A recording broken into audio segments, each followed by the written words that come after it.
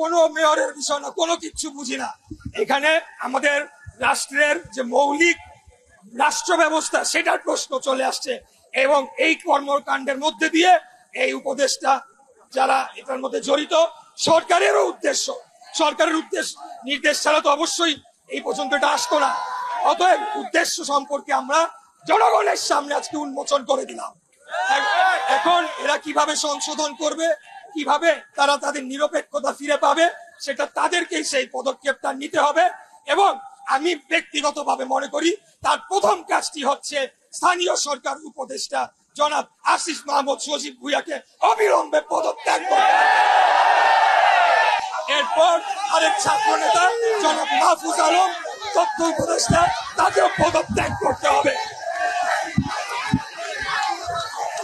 এখানে জনাব দুইজন উপদেষ্টার সাথে আমার ব্যক্তিগত কোনো পরিচয়ও নাই, কোনো শত্রুতাও নাই, বৈরিতাও নাই, কোনো কিচ্ছু নাই। এখানে কেবলমাত্র বাংলাদেশের গণতন্ত্র, বাংলাদেশের জনগণের ভোটের অধিকারের জন্য আজকে আমাকে এই আন্দোলন নিয়ে রাস্তায় নামতে হচ্ছে। আমি ওনাদের শুভকামনা করি, ওনারা পদত্যাগ করে যে রাজনৈতিক দলের তারা সদস্য হয়েছেন বা হতে চান সেখানে গিয়ে সাংগঠনিক রাজনীতি করেন। সরকারের উপরে আর হস্তক্ষেপ চলবে না।